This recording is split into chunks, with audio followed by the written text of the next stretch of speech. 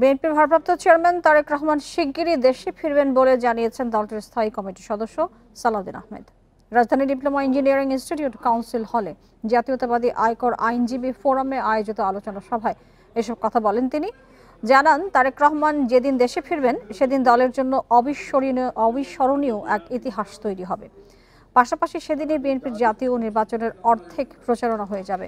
আগামীর বাংলাদেশে চাইলেই আর কেউ অগণতান্ত্রিক বা ফ্যাসিস্ট হওয়ার সুযোগ পাবে না বলে মন্তব্য করেন সালাউদ্দিন আহমেদ। বলেন, বিএনপি জনভোগান্তি না করে মানুষের কল্যাণে কর্মসূচি চাচ্ছে।